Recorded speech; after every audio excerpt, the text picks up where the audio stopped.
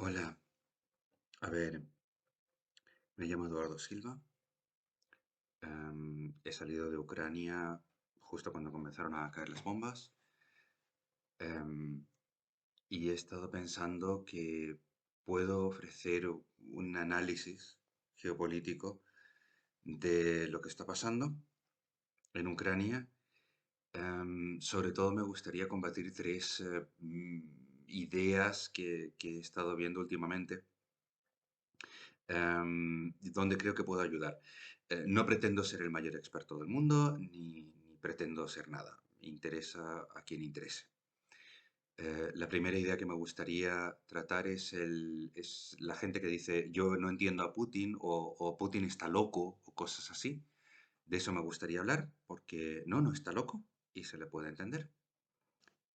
La segunda idea es la de que Putin es una especie de genio y que lo hace todo muy bien y que sabe lo que hace, y que al final va a poder con todos porque es el mejor. Am, Eso tampoco es cierto.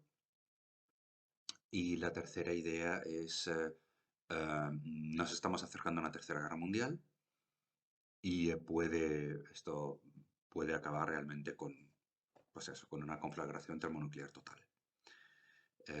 Eso tampoco me parece correcto con una enorme probabilidad. Me gustaría dedicar este primer vídeo entonces a explicar cómo piensa Putin. No es tan difícil, no es tan misterioso. Luego explicaré probablemente en otro vídeo la situación actual digamos, la situación más reciente, lo que ha ocurrido en Ucrania, cuáles han sido las opciones que se han tomado y por qué. Y luego, cuáles son las posibles salidas, los posibles finales de esto, tanto positivos como negativos, y cuáles serían las consecuencias. Lo primero, ¿quién es Putin? No me voy a poner a hablar de su infancia ni nada por el estilo, sino cómo tiene estructurada su cabeza. Para entender a Putin, lo primero que hay que entender, lo más importante, es que Putin es un mafioso. Es decir, es una persona que tiene creada una red de contactos, amigos, favores, en la que todos juntos ejercen la violencia y la amenaza de la violencia para conseguir dinero y seguridad, completamente al margen de la ley. Básicamente, esa es la estructura fundamental. Putin tiene sus normas internas, pero sus normas internas son las normas de amigos. Es decir, él crea redes de amigos, es muy amigo de sus amigos, entrega a sus amigos las tareas que le parecen más importantes. No le importa tanto la cualificación técnica, lo que le importa es la confianza y el que sean amigos. Em, lo cual tampoco tiene por qué ser una estrategia tan mala. Después de todo, un general no tiene por qué saber disparar. O sea, puede ser lo correcto. No. Em, y su objetivo es conseguir seguridad y dinero. O sea, dinero y conservarlo. Eso ya lo ha conseguido. Y por eso voy a dejar de lado esto, a pesar de que es la primera capa de lo que es Putin. Ahora, para esta situación, no es importante, porque él ya ha conseguido el dinero y ya ha conseguido la seguridad personal asociada a ese dinero y el poder necesario para mantener esa seguridad. Con lo cual, es un mafioso satisfecho, que ya no está operando como tal mafioso, sino que ya, gracias al poder que ha conseguido, está diciendo, bueno, y ahora que ya tengo esto, ¿qué más puedo hacer? ¿O qué más quiero hacer? Y aquí ya entra la segunda capa de lo que es Putin, que en realidad, sobre todo para los españoles, debería ser muy fácil de entender. Eh, Putin es una persona normal, pero una persona normal de su tiempo y de su edad y de un determinado entorno. En España, el equivalente más cercano habría sido, en la época de Francisco Franco, el dueño de un bar de carretera. El franquista sociológico absolutamente convencido, sin ningún tipo de remordimientos, y que se va a poner a arreglar el mundo dando puñetazos sobre la mesa, todas las sobremesas, con los amigotes, utilizando recetas simples e ideas simples. Y básicamente eso es lo que es Putin. Ahora hay que entender, pues, qué es eso en Rusia que piensa el equivalente a un franquista sociológico, pero en la Rusia de su edad. Es decir, vamos a entrar en el nacionalismo ruso de pueblo, de pantuflas, o sea, el nacionalismo normal de los nacionalistas rusos y en la forma en la que ven la historia de Rusia. Y bueno, la historia de Rusia es una historia que para ellos comienza con los Kievan Rus, al lado de Kiev, la capital de Ucrania. Comienza con los Kievan Rus, los Kievan Rus se van extendiendo, en un momento dado se enfrentan valerosamente los tártaros, la época de Alexander Nevsky, en otro momento posterior crean un primer imperio, el imperio de Iván el Terrible. Ese imperio va extendiéndose. Iván el Terrible establece una de las características fundamentales de Rusia, que es la autocracia. El pueblo ruso no puede ser gobernado de otra forma que no sea un único señor autócrata, y eso es considerado parte de la cultura rusa. Y para entonces ya se había establecido otra característica que era la Iglesia Ortodoxa. Esta característica de la Iglesia Ortodoxa viene asociada a algo que ocurre en la época de Iván el Terrible, que es que Bizancio cae. Cuando Roma cayó, Bizancio es la única representación del Imperio Romano y obtiene la legitimidad del Imperio Romano.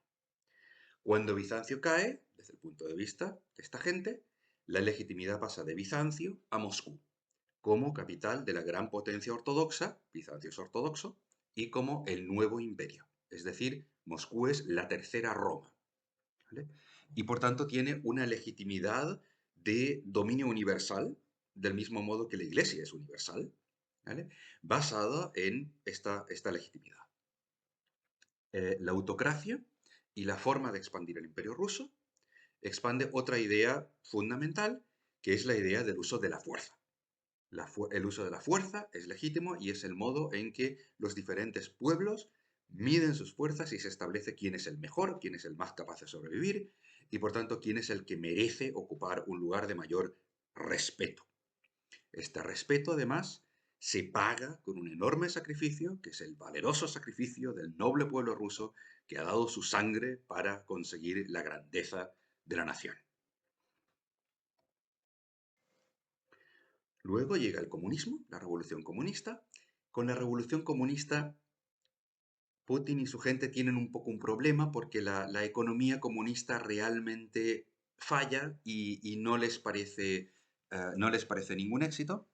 Pero tanto Lenin como Stalin son hombres fuertes, hombres autócratas, que, sobre todo Stalin, consiguen que Rusia sea líder no solo del imperio zarista, sino que extienda su influencia a una parte del mundo, lo que ahora Rusia todavía considera, esta gente considera, la esfera de influencia natural de Rusia. Es decir, las naciones menores a su alrededor, que tienen características culturales parecidas, que son por tanto pueblos hermanos, en los cuales Rusia es el pueblo hermano más grande y que más ha sacrificado y que por tanto tiene el liderazgo natural. Esto se refuerza con la Unión Soviética en su lucha con la Segunda Guerra Mundial. El nazismo es considerado el mal absoluto, no tanto porque sea violento, sino sobre todo porque habría implicado el dominio de los germanos sobre el resto. Mientras que Rusia se alza en la defensa de los eslavos y con un enorme esfuerzo de 20 millones de muertos consigue salvar a su esfera de influencia del dominio germano y al mundo del nazismo. La contribución de Occidente no fue realmente importante, después de todo ellos no tuvieron ni una fracción de esos 20 millones de muertos y sobre Estados Unidos no cayó ni una sola bomba nazi. Ese es el mundo conceptual en el que la gente de Putin llega al final de la Guerra Fría y en el final de la Guerra Fría ocurre una catástrofe triple, triple. La primera catástrofe es que la Unión Soviética pierde su esfera de influencia. La segunda catástrofe es que la Unión Soviética pierde parte de su territorio, que era el territorio del antiguo imperio ruso. Y la tercera catástrofe es que parte de ese territorio, que había sido parte de su propia nación, se une a la OTAN y con ello pasa a pasarse al enemigo. Y el enemigo pasa a estar a las puertas. Quiero aquí observar que no es la única nación que reaccionaría de una forma extrema ante esta situación. Os quiero recordar que Estados Unidos reaccionó a la Revolución de Cuba intentando invadir Cuba una vez e intentando matar a Castro como 20 veces. Y Cuba no estaba a 50 kilómetros de Boston, que viene a ser más o menos la distancia entre los países de la OTAN y San Petersburgo.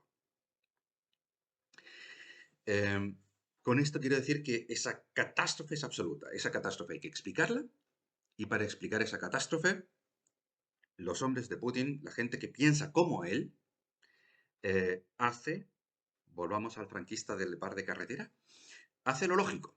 La culpa la tienen los modernistas, los progres, los afeminados, maricones occidentales, ¿vale? Nosotros somos tradicionales y machotes, que han vendido el país a Occidente y que han desnaturalizado completamente las tradiciones rusas y la esencia rusa y los valores tradicionales rusos.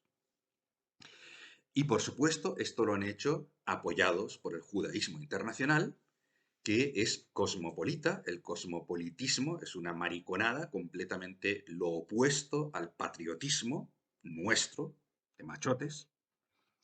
Eh, y los judíos son, por supuesto, los dueños de un imperio financiero mundial que, por supuesto, apoya el cosmopolitismo y está en contra de los verdaderos hombres patriotas de cualquier lugar del mundo. Así que esta traición hay que, eh, hay que vengarla y hay que volver al imperio ruso. De esa necesidad, de ese profundo sentimiento de injusticia, de que te han arrebatado una parte de la patria, de que te han traicionado, de que te han machacado, han ignorado tus sacrificios, han ignorado todo lo que te habías ganado, te lo han quitado y te han puesto a los enemigos a la puerta delante de los ojos, ¿vale? De ahí sale la necesidad de Putin de actuar.